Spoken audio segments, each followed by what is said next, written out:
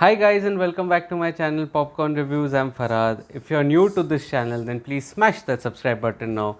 And as promised, I'm here again with another Malayalam film. I had in my earlier review set tomorrow because I had recorded that video last night, but because of Wi-Fi issues I had to actually upload that video today morning, and so you're on the same day you're getting another video as well. So the film that we are going to be discussing is the Malayalam film Thallumaala, which is streaming on Netflix, and I have been getting plenty of requests for this film. In fact, this was again one of those films which had released on the Independence Day weekend and again had a very limited release here where I stay. I really wanted to watch this film on the big screen, but then because I couldn't, I was keenly keeping an eye on this OTT release. And finally, the OTT release has arrived, and it is streaming now on Netflix. And it is directed by Khalid Rahman, who had earlier directed one of my favorite Malayalam films called Love, which had Shine Tom Chacko in it, and I really had loved that film, and I was really excited about Thallumaala.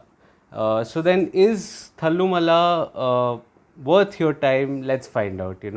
Thallumaala, it just translates directly into a set of brawls or a ballad of brawls, you can say, and that is a story of a protagonist who gets into brawls every now and then, which also continues on the day of his wedding, which comes with a set of consequences, and that is the basic storyline that is there. The storyline, it's just one brawl after another. That is it, and it just involves three gangs, one of the protagonists, another gang, and one police gang, and they get into brawls one after another, and that is pretty much the story. The good news is that it does not take itself so seriously. It therefore transforms into something that is so crazy, filled with madness and chaos, that it just made for an outstanding viewing. It just blew my mind, this sort of a subject required that wackiness in its execution, and the screenplay, standing at almost 150 minutes, provided that. It was one of the craziest films that I have watched this year, and in a good way I'm saying it. I had a blast watching it. So the screenplay here is non-linear. There are as many as three timelines that move on together. There are three timelines, and you kind of don't know which is the current timeline and where this film is headed. So it requires your undivided attention right up. And uh, normally, to distinguish timelines, the filmmakers use kind of filters like different colors in the background to differentiate one timeline from the other. But here, the timelines are distinguished by the hairstyle of the protagonist, and that is something that is really zany, absolutely zany and hilarious. One of the timelines has him clean shaven with long hair. One is the normal look with a stub that I have, something like that, and one is a very the very army kind of a look. It was something that did not have hair here somewhere. So that is the three distinct looks that are there by the protagonist, and it made for hilarious viewing. It just added to the madness. In fact, the opening line of the film was opening line when the first scene goes into action, and the protagonist goes like, I'm not good at telling stories, but I will try. It is like a meta reference to the protagonist himself, simply because the narrative style is such that it is non-linear, but there's a flashback within a flashback within a flashback. So that just adds to the humor. When I look back, it made perfect sense. You couldn't tell a story, although the makers were in full control of what they were trying to tell. So I think that is something that is a nice little parody on themselves that they were trying to do, and I think it was really crazy, really filled with madness and chaos, and absolutely a stunning piece of screenplay. The action sequences that are there, I think that is something that I really regret watching it on the big screen, especially the theater sequence that is there, that had that 360-degree camera angle that was moving always. And in the OTT, it kind of diluted its impact, which it was designed for the big screen. And I really wished I would have witnessed that particular scene in the on the big screen. But then, having said that, there are many moments that make for a hilarious screenplay. The humor quotient is not compromised at all. It is there from first scene to the last scene. In fact, even the introduction of the protagonist and his gang takes place via a brawl, which is hilarious in a way, and then they become friends and they become a part of one gang. So that is something that was really nicely integrated. There are lighter moments also in the screenplay, and that made for a hilarious viewing. The last 30 minutes, though, the last 30 minutes of Thallumaala was where they had upped the madness quotient. It just reached a crescendo. There was this simmering tension that was there in that wedding, featuring the police gang and the protagonist gang, I would say. And that is something that was really building up, that tension that was there. When then hell breaks loose in that car sequence, that is why it made me so hilarious. It made me laugh like anything. That car sequence followed Ben by the wedding sequence immediately back to back, that formulated for a spectacular watch. And that final end scene, again, it added the element of humor so perfectly. I mean, this summing up the screenplay, that is so good, excellent.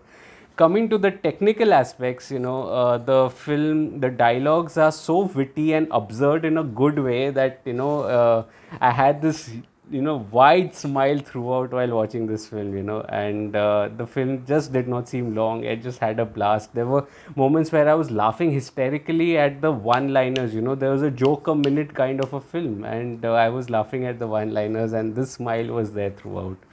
The music, I think, was pretty good, excellent in fact, and it had that Malabari touch to it. I was reading about it, and I think that Malabari ingredient that was there in the music, in the area specifically that the film was set in, I think was something that was really well added. I think Sushin Sham is the music director, if I'm not wrong. Please let me know in the comments. Sushin Sham is the music director of Bhishma Parvam also. I think it is the single most best BGM that I've heard all year is Sushin Sham in Bhishma Parvam, and this also had excellent BGM, went with the craziness of the film. But the cinematography and the editing were simply excellent, straight probably out of a Edgar Wright film like Shaun of the Dead, in which there are fast transitions, or even the production design that is there, that had the use of bright colors, that made for that added like a nice little flavor to the drama. I think that was that. Even the editing that was there, it was crisp, and it kept you on your toes simply because it was jumping timelines, so you needed that focus. But the transitions and even the elements of social media that were shown in, I think that was something that really targeted the 16 to say 27, 28 demographic perfectly well, and I think that they did a pretty good job.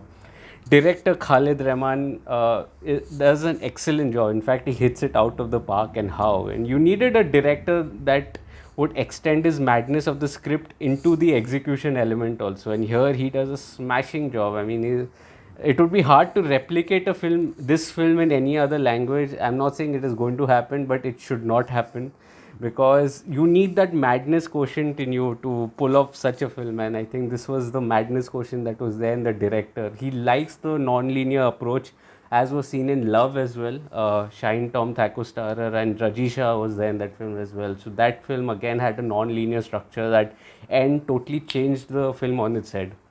A similar non-linear but much more wackier and crazier structure is in this film, and I really enjoyed his direction. Coming to the performances, I think the performances were excellent. Binu Papa or Lukman, all of them did a brilliant job. Kalyani Priyadarshan, looks very pretty, and she did a smashing job as well. There's something about Shine Tom Chaco, which makes him such a good actor. His sly smile here almost was infuriating the characters around him, although he didn't mean any harm at all. And that the look and the expression on his face, just makes him such a great actor. That's such a great skill that he has, such a great talent that he possesses, the expressions that he has on his screen, and that is something that I thoroughly enjoyed. And what do I say about Tovino Thomas? I mean, if you take his filmography from the past, say, 10 months, it started with Minal Mulli in December, and it's Thallumaala here, and that is the range that he has. In between, he had Vashi and Dear Friend as well, and that these four films, showcase the range of an actor. He is absolutely one of my favorites. Both Shine Tom Chaco as well as Tovino Thomas. Both of them have done a smashing job, and it made for such a hilarious film. It is probably the craziest, wackiest, and the zaniest film of the year that I've seen. Highly recommended from my end. Please do not miss this. Yes, this film will cater to a niche audience simply because of the narrative style that is there. But having said that, I feel that the craziness that is there, the film doesn't take itself very seriously as well, which contributes to the humor of the film. That the film is trying to pull a joke on itself, like a ballad of brawls that is there. It's sticking to that subject, and that is it. So I think this is one film that is a movie watching experience in the real sense of the word, because these sort of films and subjects do not come very often. It's highly recommended from my end. Please check it on Netflix. Thallumaala highly recommended from my end. And yeah, if you're liking this video, please smash that like button. Please read my full review of Thallumaala on my site, Popcorn Reviews with a double S, the link of which is in the description box below. Please subscribe to the channel. It helps a small creator like me. Also, follow me on Twitter, Instagram, Facebook, Letterboxd. All the links are in the description box below. Also, let me know what are your thoughts on this film. I would love to discuss this film. It had so much meat to it that I would love to discuss this film in the comment section. Also, if there are recommendations, then please throw them, bounce them on the comment section. I will get to them slowly but surely. And thank you again for your love and support. So then, until next time, thank you so much.